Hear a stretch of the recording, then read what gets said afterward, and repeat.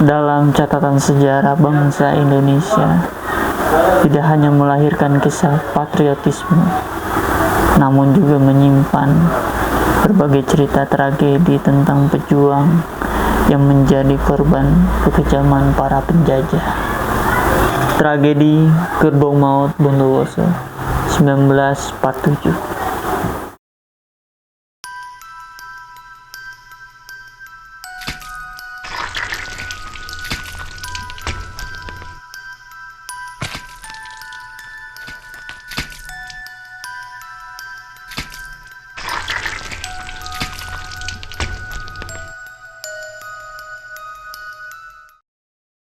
Peristiwa Gerbong Maut terjadi pada 23 November 1947 ketika 100 orang Indonesia yang ditawan oleh Belanda diangkut dari stasiun kereta api Bondowoso ke Wonokromo, yaitu Surabaya, dengan 3 buah gerbong barang yang tertutup rapat. Peristiwa itu terjadi beberapa bulan setelah agresi militer Belanda pertama yang berlangsung pada 21 Juni 1947. Kuatnya gempuran-gempuran tentara Belanda yang didukung persenjataan yang lebih canggih membuat banyaknya pasukan pro-Republik Indonesia berantakan. Pasukan Republik yang tak kuasa menahan gempuran Belanda adalah pasukan bernama Semut Merah dengan anggotanya yang bernama Bongkos, kemudian bergabung dengan Batalion Laut di Bondowoso. Banyak pasukan Republik yang terbunuh dan mereka yang selamat pun mengungsi ke daerah pegunungan. Tentu saja dalam operasi tentara Belanda itu banyak pejuang yang tertangkap. Di antara pejuang Indonesia dan terdapat Koswari. Dia seorang komandan polisi Maesan Bondowoso. Koswari pun tak luput dari penyiksaan serdadu Belanda dari kantor VDMB di Jalan Jember pada 15 November. Bersama tawanan lain, Koswari digelandang ke penjara Bondowoso. Seminggu lebih mendekam di sana. Tawaran lain yang baru datang adalah Singgi yang tertangkap pada 20 September 1947 setelah rumahnya dikepung. Selain disiksa, Singgi disekap berhari-hari di WC.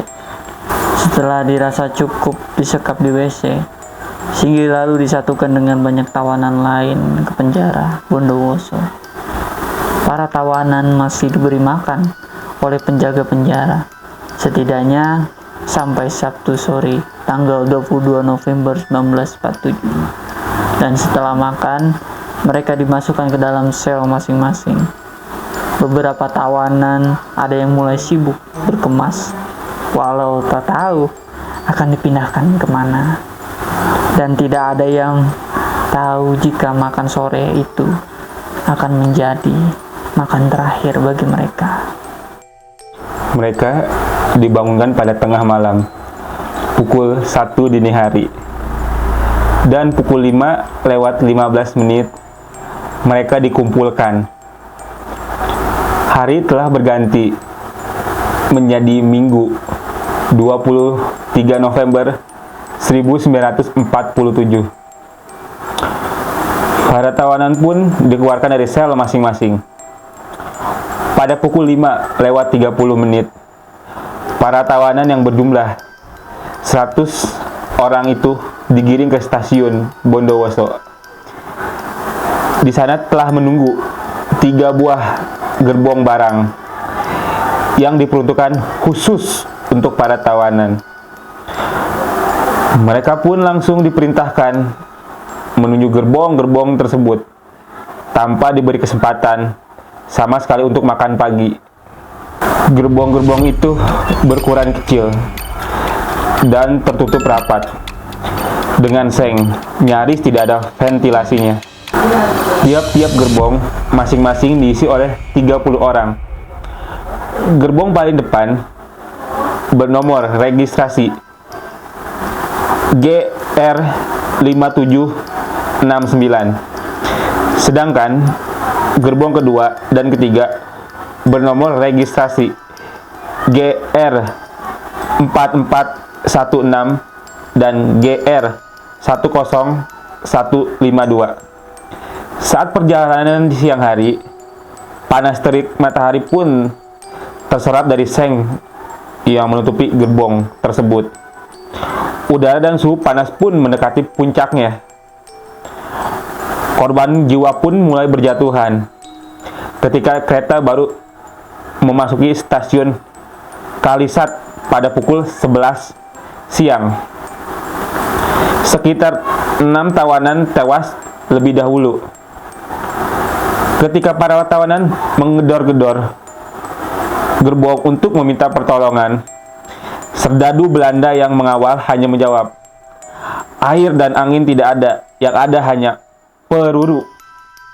Dan siapa sangka hujan lebat pun terjadi di sekitar stasiun Kelaka, menjadi sedikit oase bagi mereka yang masih bertahan di dalam gerbong maut itu, yang membuat tubuh mereka menjadi sedikit lebih segar. Sesampainya di stasiun Probolinggo, para tawanan di dalam gerbong kembali menggedor-gedor gerbong tersebut. Kali ini lebih keras dari gerbong sebelumnya. Mereka menjerit-jerit, suara mereka sudah parau. Lengking kematian terdengar dari teriakan mereka. Mereka berteriak bahwa sudah 30 tawanan mati. Para serdadu Belanda tidak peduli.